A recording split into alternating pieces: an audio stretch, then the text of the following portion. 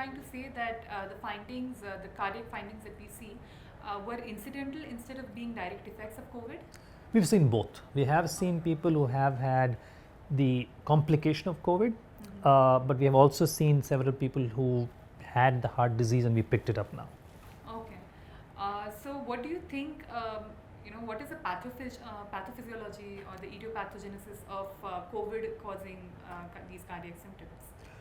Honestly, I don't think anybody knows. Okay. But in general, I think it's inflammation. I Okay. think it's inflammation that has been triggered by the virus, and it's unclear to me whether there's a direct effect of the viral particle on the heart muscle.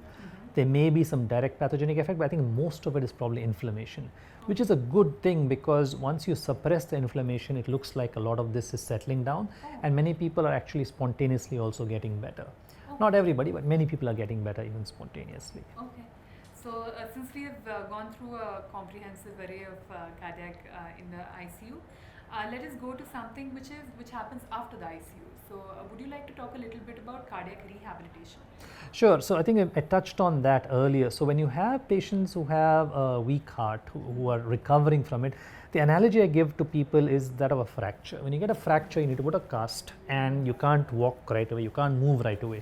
It's the same with the heart. And in fact, if you look at pulmonary rehabilitation for the lung, when you have had ARDS or other lung conditions where you got weak, it's going to take some time for you to recover from this. It's going to take some time for you to have a complete back to normalcy, and in general you want to do it in a graded way. And there is a very scientific way to do this where you start doing resistance exercises, you start maybe needing oxygen when you're walking, then you start doing this new concept of the 3 P's. I don't know if you heard that, but it's the pacing, prioritization and planning, they call it.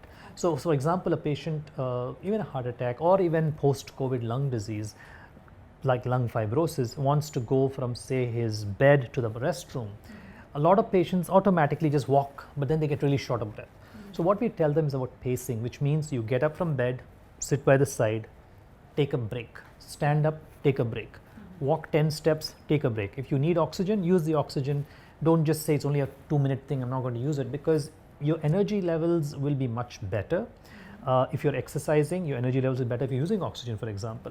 Also, you won't put unnecessary stress on the heart, because if the heart is not getting enough blood flow, it's going to just pump harder and faster.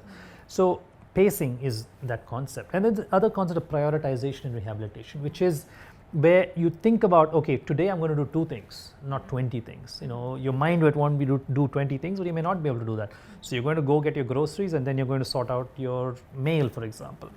And then of course the planning part. The planning part is, okay, so I'm going to go to the grocery store today, which means I have to plan to keep an oxygen supply. I need a longer tube. I might need somebody to help me carry the groceries. So the planning phase. So this is a big part of rehabilitation, is now getting back to your normal life, and that involves these 3 P's.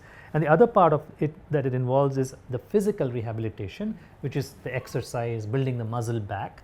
There's also the psychological rehabilitation, because a lot of people end up with mental health issues. They end up with anxiety, depression, post-traumatic stress. Many people have lost their loved ones in the pandemic, and that stress is not going away for a long time. And it's important to kind of balance all of these factors when you're rehabilitating. Okay. Do you think we should, You're done. go on to anything, or you're done? Okay. Thank you so much, Dr. Sai Praveen Harnath. At the end of it, I'm going. Okay, go on. So thank you so much, Dr. Harnath, for a very comprehensive discussion on cardiology, and I look forward to having more discussions like this with you. Absolutely. Thank you, Dr. Sangha. It's been very interesting. And I think there's experts in each of these fields, and I think we really should reach out to them to get the exact specific knowledge, because there's a lot of things in medicine that keep changing all the time.